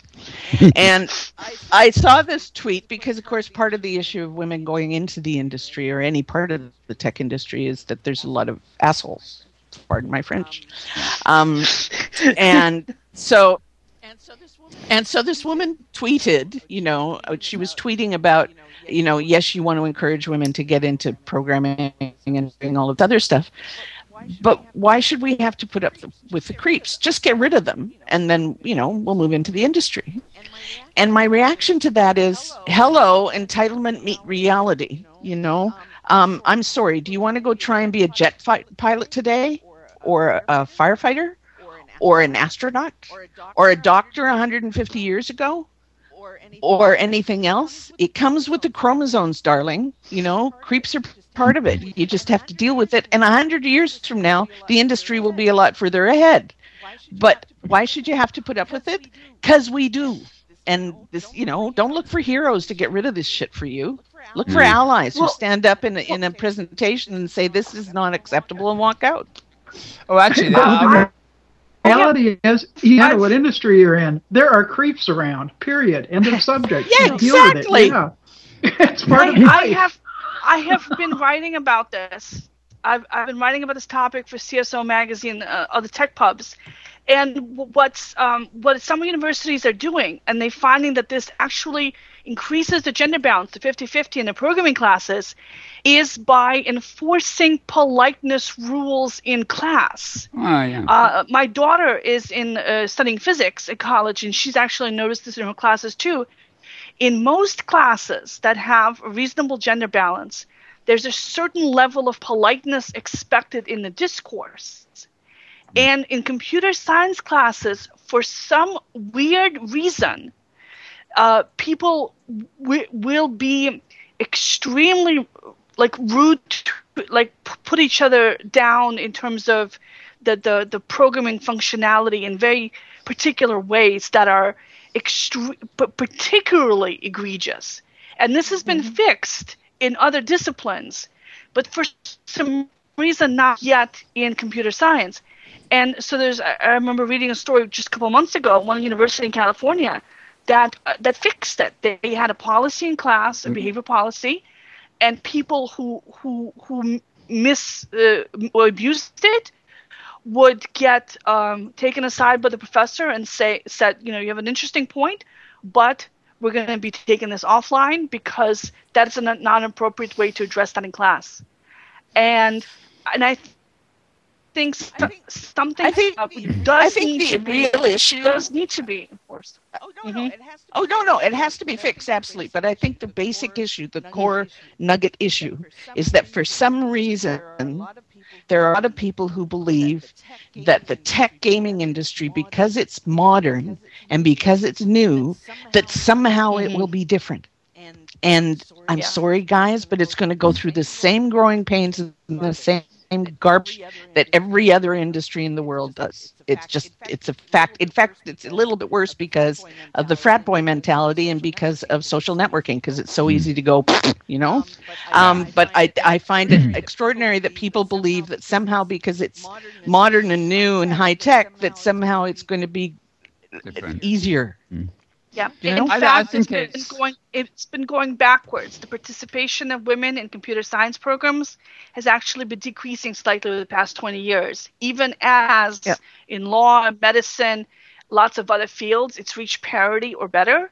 But specifically engineering and computer science, it's lagging behind. And it's not that those fields are more difficult or have more math. I mean, being a doctor is certainly a very difficult process. But it's, we need to fix that. Well, yeah, and math isn't the problem. Just go look at Wizzy's installation on layer 1. This is not a problem for women. In math, actually, there's gender parity. Women get 50% of math degrees. So that's what I mean. Math is not the problem. Women are doing fine. I think at the end of the day, it's the environment. I mean, there are, professions or systems and things where, it's heavily weighed against women. And, the thing I always amazes me, because I genuinely think women are usually better than men at most things. And, which sounds silly, but it's coming for me. But there you go. I just love seeing a woman on a male panel who you'll get all these people blabbering on about this, that, or the other, and then the woman interjects and just says something that's not so flat, if you can be in there and do it. So, but I think women entering industries or areas that are predominantly male dominated, I just guess they have that sort of task to face. But it's even in manual industries, like you get women firefighters and things like that these days. They have made great inroads, but it's I think it's maybe slightly brave ones that actually are the first ones to be up to the challenge. It just like I said, it's like childbirth and PMS. It just comes with the job. Yeah. Anyway, I hate to cut this short, but I've been looking at my little clock here, and I'm actually watching time remaining instead of time done. We have been on air a wee bit longer than we meant to, and Petlove has been giving me the. But by the way, 2-hour warning. We're not in any dire hurry. Just one little 2-hour warning. That's all. Yes, indeed. And Lap says cut. Yeah, no. In fact, we we've been on 1 hour 53, so we've got about 7 minutes to do a sort of wrap up. Lap says can't because he pays for our cameras, would you believe? And we have 2 hour slot here. So let me go round the non-existent table. Start doing a sort of roundup. Petlove, you have actually been rather silent in today. Anything interesting on your plate you want to tell us about? I think the most interesting thing is that the telethon is over, that now I have time to go to all these incredible sites that y'all are talking about. I'm thrilled to death, including the Sims that Maria you've brought to our attention. It all sounds really fun and interesting, and I'm going to continue to enjoy my virtual life and Metaverse Week in Review every Sunday. That's about it. I have a few films in process, blah blah, but really I love this show. It's just chock full of interesting stuff, and I'm happy to be here. Great. Well, while I remember, actually, I posted earlier in the week, at the beginning of the week, I posted one of our telethon clips, which was actually a prelude show with T1 Radio. But I think you're going to be working on standalone clips of the beginning, the end, the Luminaria, and something in the middle, aren't you, Pam? Yes. Nikki Mathiasen had asked for that footage, and she will be editing it. Actually, it won't be me. I've just passed it to her. Right. She wanted to. She does the editing as well, and so we'll be seeing that probably on the RFL website probably pretty soon. So the meat and potatoes of what can be put up. I mean, it was such a long production. You can't put everything up, although you probably could, Mal. Because were there like 18 pre-recorded interviews or something, and all kinds of stuff. Yeah, well, you got the pre-recordeds up, and there's a lot of trackside stuff that I'd like to sort of tidy out. The trouble is, we've got transitions because it was a live broadcast. You've got the desk, and the desk is thrown to the live thing, and then the live thing camera comes in, and sometimes the transitions are not very easy, so it's it's not easy to edit. But we'll do our best. The desk did a great job. They always do, but there's a lot of very meaningful commentary coming from our desk people. Yeah, in fact, they were. Actually, this is odd. They were 3 men, actually, but David, Zander, and Elric. All 3 of them were just holding down that desk. I mean, lots of other people too. It's great to have Varda in there as well. Angie, Evagene, Safia. Yeah. Who else? But every time I heard David or Elric or Zander, it really sounded like a super professional radio voice, Yeah, they have all the others were interesting, but David particularly and Zander were very good at this sort of coming back to the studio and just putting the right words in. We're here at, and throwing. They did a wonderful job. Everybody did absolutely job. So yeah. Okay, well, we can rest on that one until next year. But over 400,000 American dollars was raised by their effort, which is pretty phenomenal for any virtual world. They overshot their goal. They wanted to retire cancer with a 401k, and didn't they get up to 407 or something? Yeah, they were well over 401. I think it was. Yeah, it was something like that. So they were getting actually they were closer to, I think, they were pushing 408, and that was Sunday, and there was still stuff going on. So without going in and actually checking, I'd be surprised if they hadn't topped 410 by now. I think the funding continues till August, and then it goes over into next year. It goes into it goes to next year. So. And then it rolls over to the next year. End of August, I think it is when the cutoff is. Yeah, it wouldn't surprise me if maybe they make 500 by the end of August. We'll have to wait. No, they won't make 500 because that would be a significant a major factor above the increase from one year to the next in U.S. dollars. Oh well. But it's a great show anyway. It's still broken the record, and that's what counted. And so long as we keep breaking, it's still in the scheme of Relay for Life real world events. I recall last year I just happened to notice how much had been taken in for Tacoma Relay Life. And Tacoma is a city of, well, it's smaller than Seattle, but it's not, it's in 6 digits for sure. Okay. And their total was around what Second Life Relay for Life last year took in. Just to give you a sense of, Okay, well, that was a wonderful event, but I'm not counting the clock again. Right, okay, let's move on. We've covered that. Honor. Anything else of interest other than what we covered? Stuff you've been doing other than watching balls flying around, or coming up? I think he's jealous. Or men in tight shirts. I think he is too. As I said, you've got 4 days to see the installations currently up on 20 artist in resident grant sims, and go to Layer 3 and you can get access to all of them. So that's what I'll say. Okay, great. I've got Lampasian in chat here. He's saying he thinks next year it should not be 401, it should be 411.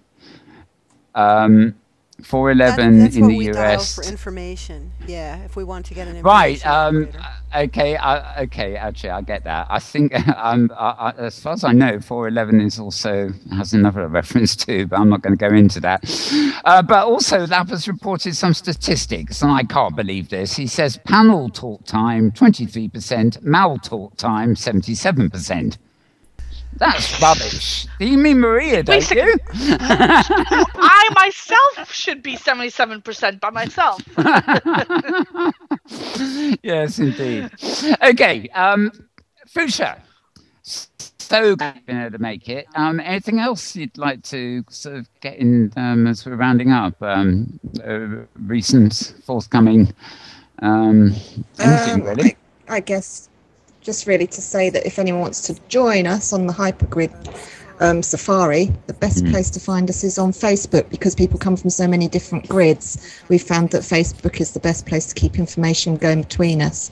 So if you look on Facebook and find the group HG Safari, and just join it, and you can get all the information there. Great. And if you know how to contact one of us, then it's noon Second Life time on Wednesdays is the main one. So that's right, yes. It will be, you basically log in. We prefer to log into OS Grid, where there's a little hut, or whatever we call it, yes, the base. That's right. And we take off from there. So back channel one of us if you want to join us and not sure how to get in, as it were. Right, Maria. Thanks for inviting me on today. It's been an absolute pleasure, right. Really. Maria. So go take that survey, okay? If you're listening, go take that survey and make all your friends take the survey too. It's about the future of OpenSAM.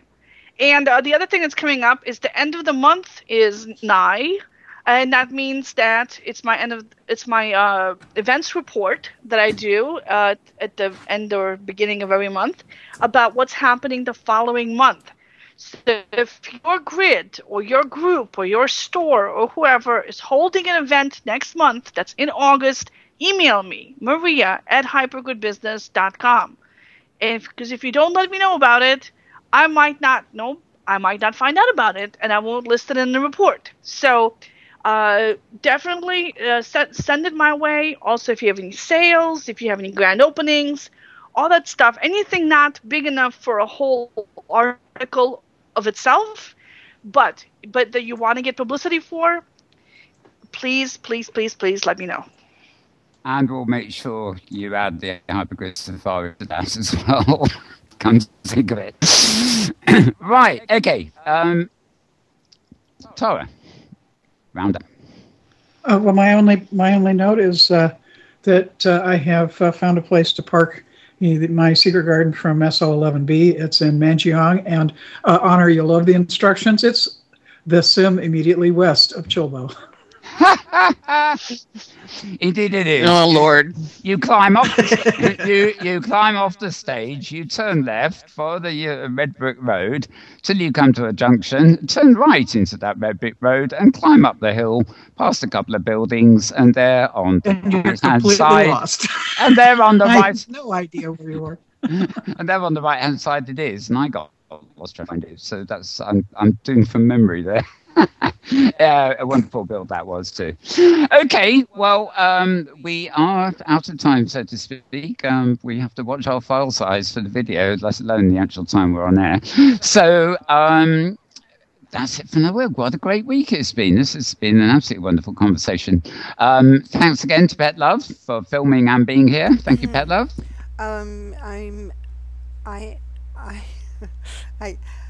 I lost my ability to click. I lost my multitasking motor. You're welcome. Thanks for having me. Oh, it didn't matter. It didn't matter. You were clicked on me. Yeah. Okay. Okay. And Honor, thanks so much for joining us. Welcome back, indeed, and hopefully, Thank you. It won't be hopefully it won't be such a long break before you're on again, a couple of weeks or something. Thank you. Okay. Many thanks. And Fuschia, so good to see you. Thanks for having me. Yeah, you should. Anytime you feel like joining us again, let me know. And sure, thank you. we are sort of open house here. Or we always were. We tend to rotate people these days quite a lot. But you're welcome back anytime. It's been great having you here. And you've even been brightening up. We had lip flap, but we didn't really need your eyes, did we? We've got that the wonderful visor and various artistic things you're wearing makes my day. So thanks a lot. And, of course, my thanks to Maria. Thank you, Maria. Always a pleasure, Mel. Always a pleasure. And thank you to Tara. Thank you, Tara. Yeah, you're most welcome. And thank you to myself, as always. Right. If you want to watch this show in replay, do check out, a couple of hours, I should think, at the most. Do check out slartist.com. That's SLARTIST. .com. You can watch this show in replay, plus all our back shows if you want. In fact, if you put them all on autoplay, we can keep you going for a whole year probably. So what? A considerable time anyway. So many thanks for that. And we will be back next week. Just to plug the place again, we've been coming to you live from Chilbo in Second Life. We're active on the Hypergrid, and we're brought to you in association with AView TV. So that's it for this week, and we'll see you again same time, same place next week. Bye for now.